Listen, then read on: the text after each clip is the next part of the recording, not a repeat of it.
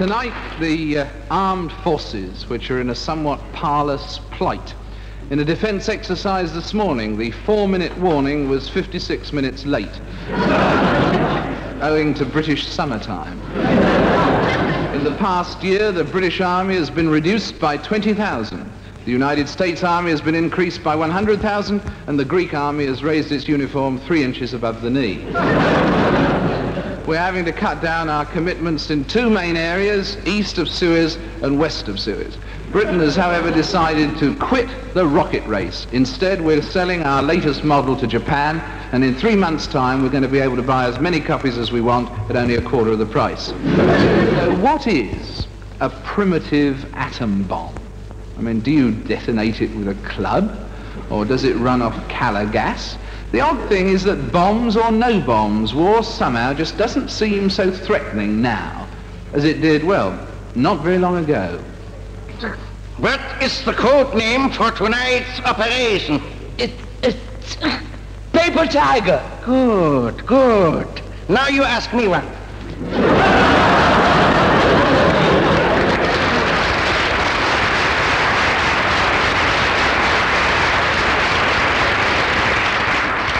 Or as one advertisement says, it's a man's life in the Women's Royal Army Corps. There's no doubt. Put a man into a uniform, and whether he's a regimental sergeant major or what, he can be pretty forbidding.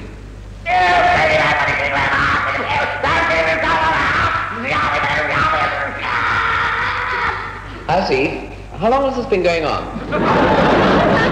Military people just seem to have a different attitude to people. This was the Daily Express.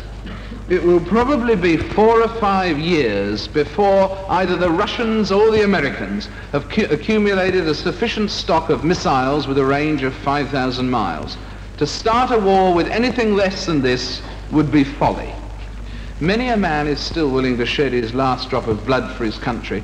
It's the first drop that he's cautious about. Fortunately, in a crisis, there's usually someone at hand to say the encouraging word when it's needed. Please, Padre, I can't. Of course you can, Foster, if you really try. If you really try, someone's got to get that message through to HQ. Don't let me go, Padre. It'll be all right when you get out there, Foster. Don't worry, you'll find strength and courage that you never knew you possessed. I can't. Look, Foster. It's you or me. Now, get out now.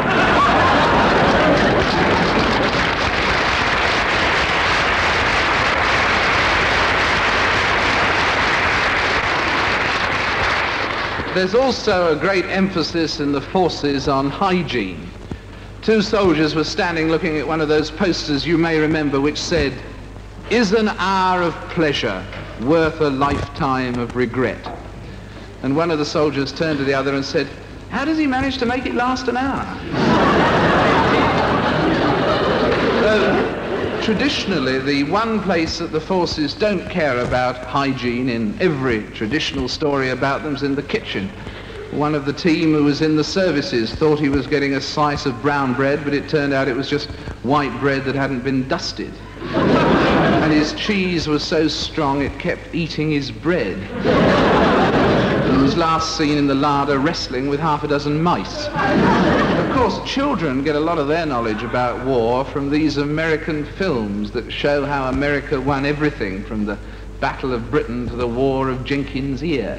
A new television series, indeed, is being planned to succeed the Rat Patrol, showing how America won both sides of the Franco-Prussian War. Now, the really mysterious military story of the week was the one that announced that the North Vietnamese are training kamikaze pilots for service in Vietnam. Now, how do you train a suicide pilot? Do you tell him that taking out flight insurance is just not playing the game? Or do you give him the company motto, the only good kamikaze is a dead kamikaze? Do they announce, we suffered terrible losses today, 10 of the men survived? Not, of course, that any military unit keeps the same equipment indefinitely. Here at home, there is continual re-equipment by the services. Air Chief Marshal, Air Marshals, officers of the Royal Air Force, gentlemen of the press. I've called you here today to explain to you what may seem at first glance a rather controversial decision. I refer, of course, to the decision to strengthen the initial strike force of Fighter Command with the purchase of 43 electric toasters. Now, the first and most obvious question is, why did we not purchase aircraft instead? Well, let me give you some figures, supplied to me by the Ministry of Figures. Now, one new S-123B fighter costs £894,000, whereas a new toaster costs at most £8, 3 and 6. And that's with a 12-month guarantee. Now, I'm not saying that the S-123B is not a jolly fine aircraft, and I regret none of the £32 million we've already spent on it. But I think we'd be the first to admit that there have been snags. The vertical takeoff, the long-range radar apparatus, the electrical navigation system, and so on. None of which seem to have cropped up with this latest model of the Gremlin Easy Done. It's a damn good little toaster. But I hear the pessimists say, can it carry a nuclear weapon?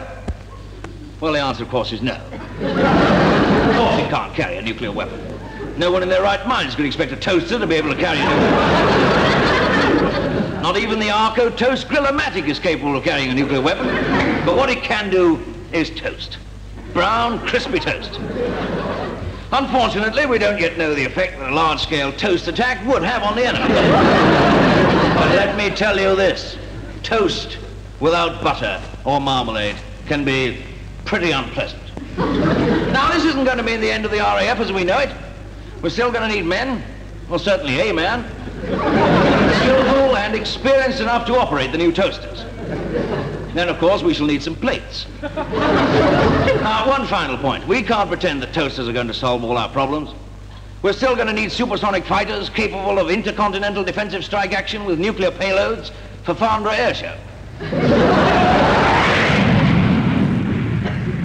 Tea's ready. Excuse me.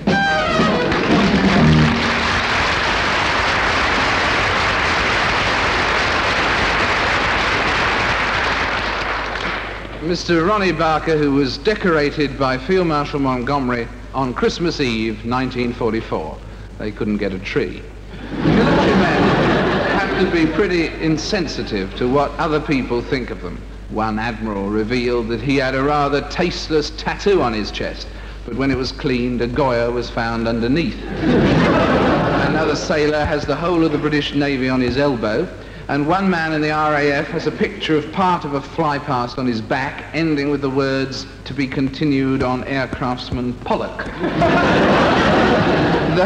Though nothing quite as revolutionary as that quote from the Sunday Dispatch in October 1943, which said, quote, "Women's clothing will be held up until the needs of all seagoing personnel have been met."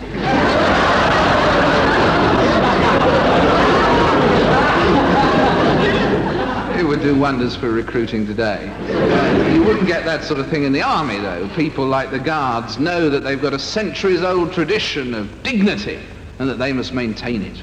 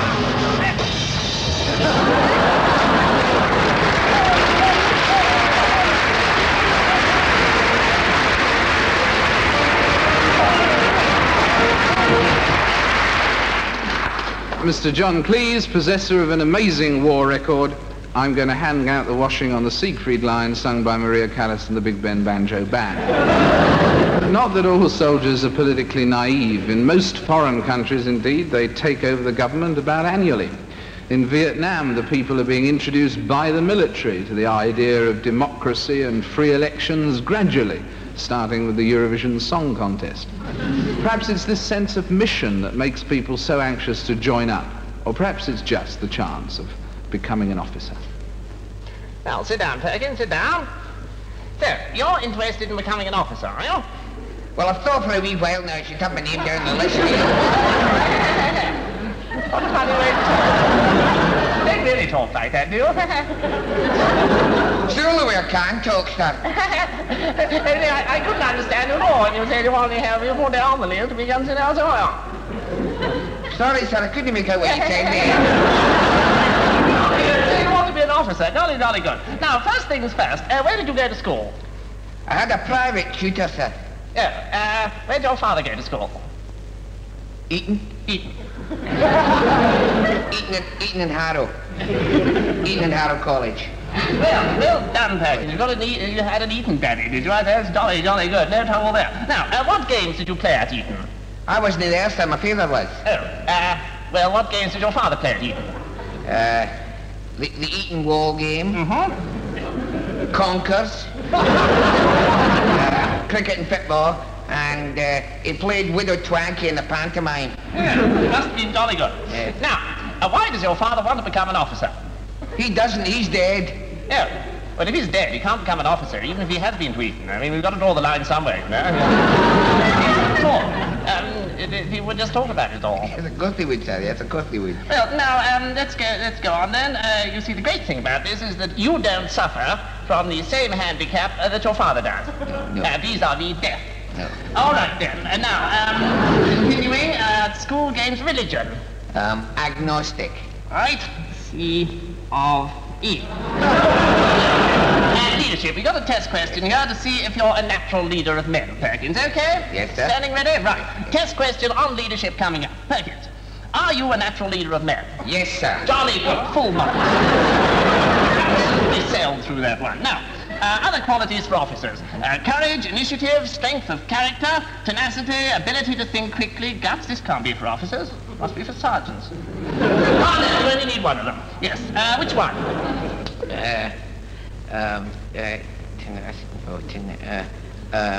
Ability to think quickly. Right.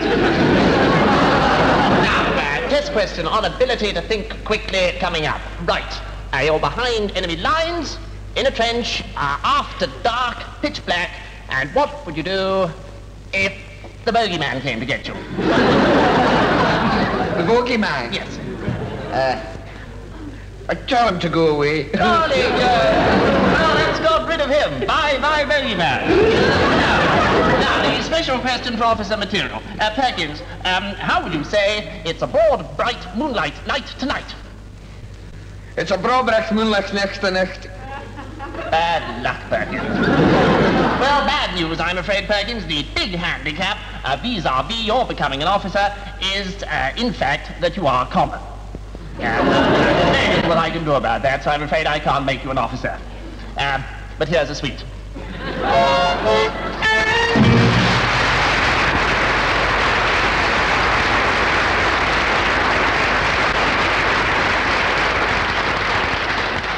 Next week, we'd like your peeves on a postcard, please, about advertising, advertisers, and commercials.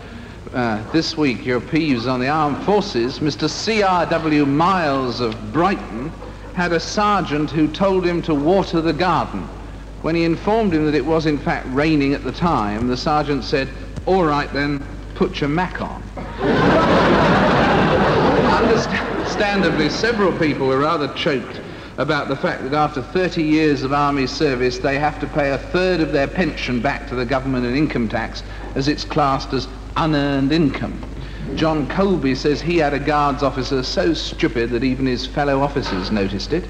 And Dr. Leake, a lieutenant colonel retired, says his wife's pet peeve is the naval officers' wives who pull their husband's rank in order to jump the queue in the ladies. J. Young of Timperley, Cheshire, can't stand the army brand of official language ever since he had to try to explain to a polite but puzzled Malay soldier, beds will be made up as laid down in standing orders. And Mr. A. Baxter from New Malden writes, there's a place for you in the RAF, mine. Next week, advertising, please. Now, soldiers, war, and Miss Julie Felix. When 100 men went off to war, 100 men. Some were eager and some were scared, but nobody knew and nobody cared. When 100 men went off to war, 100 men. Then 1,000 men went off to war, 1,000 men. Their hearts were heavy, their heads were high, as they kissed the one they loved goodbye. Some were eager and some were scared, but nobody knew and nobody cared when 1,000 men went to war. Then 1,000,000 men went off to war, 1,000,000 men.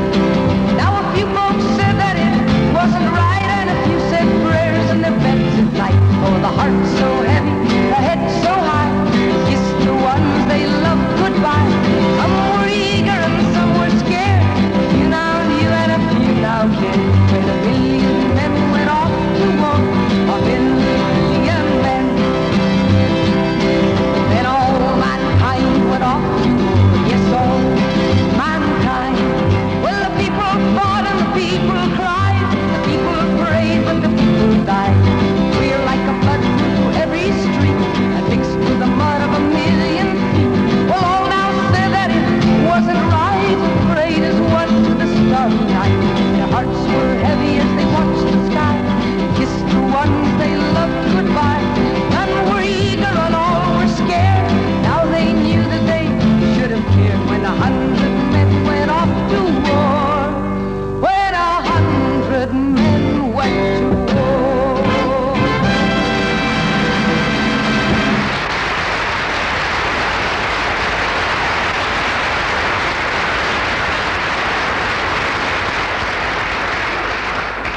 But the pen is mightier than the sword, as well as being much easier to write with. One RAF missiles expert got a shock in the post this week and complained to his commanding officer, but I've been posted abroad, who simply replied, oh goody, do you think they could post me one too?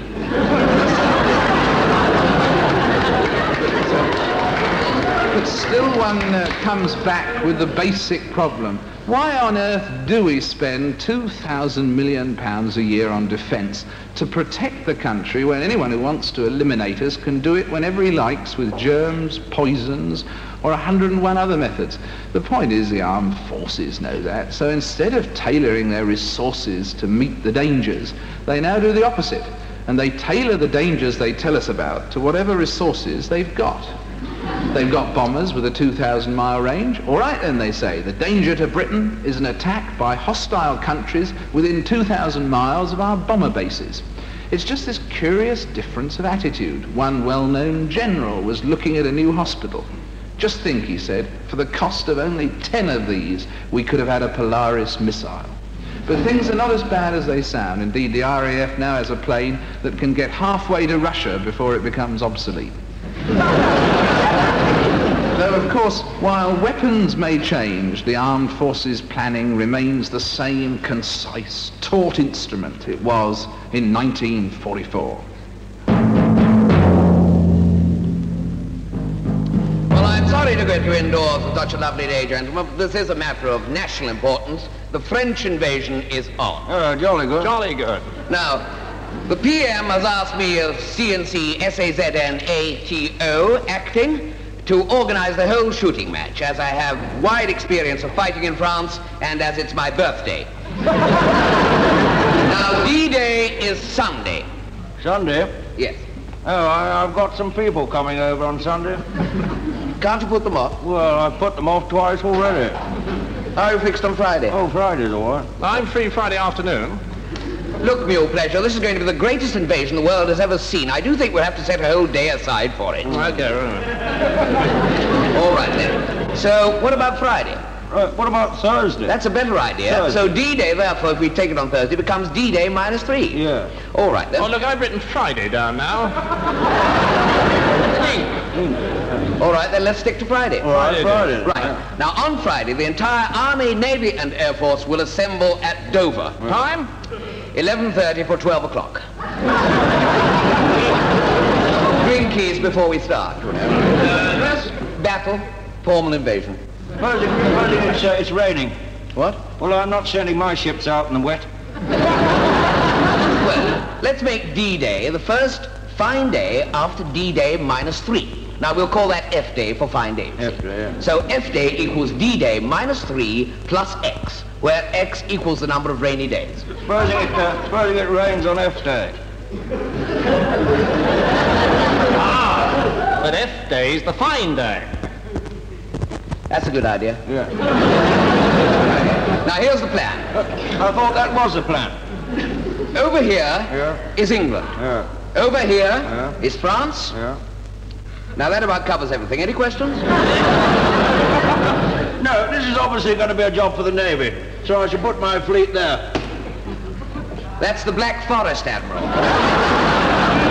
You'll have to stick to the blue bits, I'm afraid. All right, I'll do it. My ship. Look, would it be any help if the RAF dropped some parachutists sort of round about Germany-ish? Sort of combined RAF military action, eh? Yeah. Wait a minute, what about the Navy? Well, they can patrol the coast. No, that's not good enough. No, the Navy's a senior service. We're entitled to lose the largest number of men. I suggest we attack Wales. Marvellous coastline for a battle. Blast them all to bits. You can't attack Wales. There aren't any Germans there. To hell with the bloody Germans. Let's keep sentiment out of this, Mule Pleasure. This is supposed to be a combined military operation. An attack on Wales would work. Yes, but they are within bombing range, aren't they? Yes. And the Germans wouldn't expect us to strike there. Neither would they. It's very interesting. You see, we wouldn't have to warn them because they're on our side. No, that's absolutely right. In any case, if we attack Wales, the Germans will be forced to move in to defend it. The RAF can lay artificial snow all over Wales. So that when the Germans arrive, they'll think that they've landed much further north than they'd planned. And they'll march south. Into the sea. And then the Navy can come in and run the blighters over. Well, gentlemen, what do you think? Well, it's an old trick, but it might just work.